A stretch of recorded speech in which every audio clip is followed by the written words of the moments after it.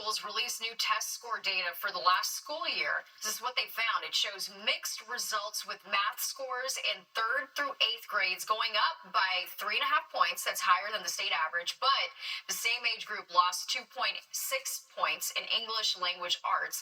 ELA scores improved by nearly 2 points in grades K through 2nd, placing them above the national median score. Well, police looking for two men they say posed as maintenance workers to break into a home in Queens. It happened yesterday afternoon near Gates Avenue and Fresh Pond Road in Ridgewood. Police say one of the men approached a 28-year-old as he was entering his home and then took out a gun.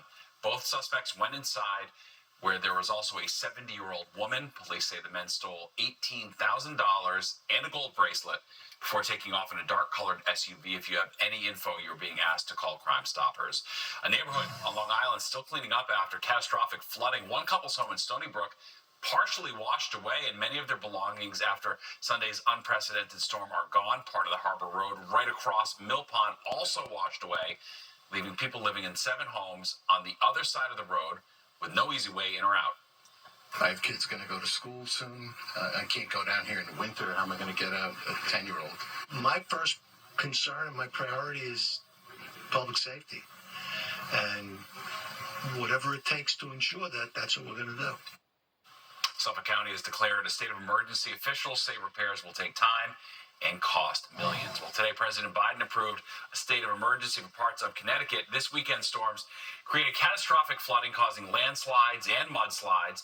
And the superintendent of Oxford Schools says they might need to delay the first day of school, which is scheduled currently for August 29th, to give more time for cleanup. After seeing all that storm damage, thankfully we had a bit of a break today. Yeah, another Very nice. cool, dry day. Very crisp and comfortable out, Audrey. Very fall-like, Steve, that's for sure. And we're in store for another chilly evening across the region. A refreshing. Not the same. There's only one Morgan & Morgan.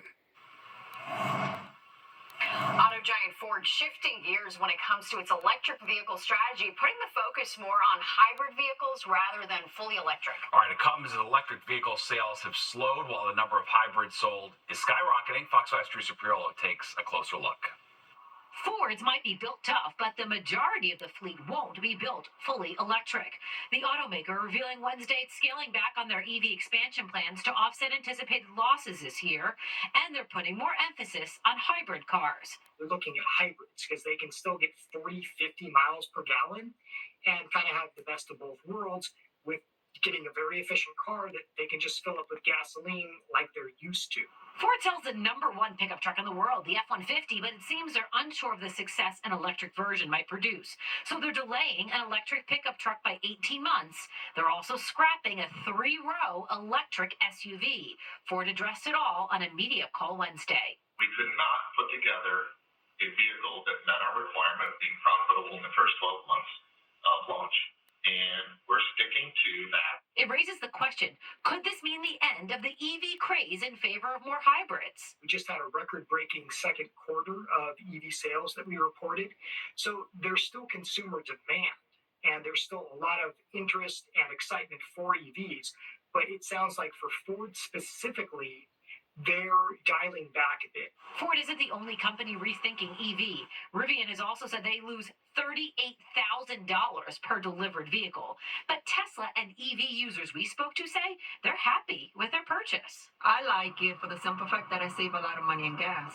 Before, I used to spend $70 a gas. Now, half an hour, I spend like $22 the most. Do you miss having a car with gasoline in it? Do you miss that? I don't miss it. I like this car. It's really nice. Do you have range anxiety with your car, fearing that you're not going to get to your destination, that you won't get as much of a charge? Yeah, sometimes I fear about that. Ford also announced on Wednesday it's shaking up its battery sourcing plans to be able to compete with lower-cost Chinese competitors.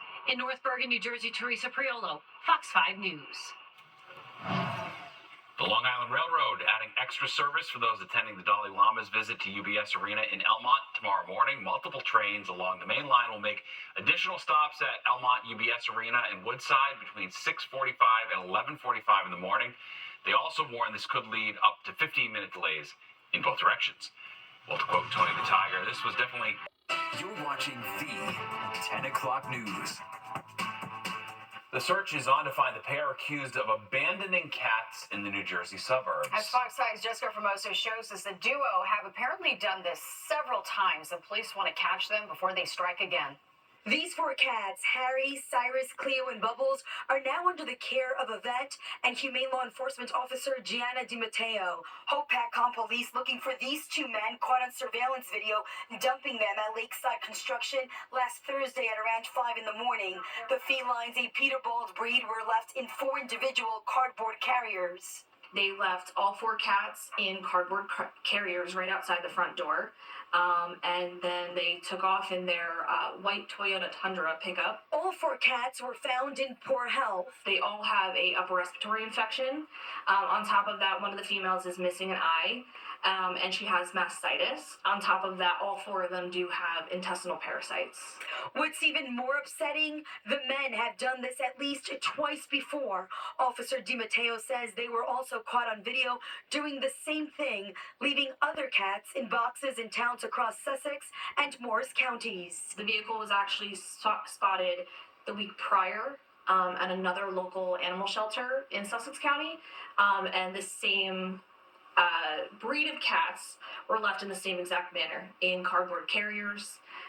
So we think these are definitely linked. There was 6 left out of Morris County Animal Shelter, 4 left in the Sussex County Animal Shelter, and then 4 left in our municipality. So 14 total. Authorities are asking for the public's help in identifying the two. They were last seen driving a white Toyota Tundra. Police want to know why they are dumping the cats in the streets of New Jersey. Were the cats their pets, or were they just breeding them and selling them to make quick cash? What's for sure, the two are wanted for animal abandonment and cruelty. Come forward, let's have a conversation. Maybe there's more cats that need help that they had. I wanted to hold them, but as you can see, they are nervous and scared. It seems like they have not had much human interaction. The most important thing right now is to get them healthy. Once they are medically cleared, they will be up for adoption. I'm Jessica Formoso, Fox 5 News. Just awful there.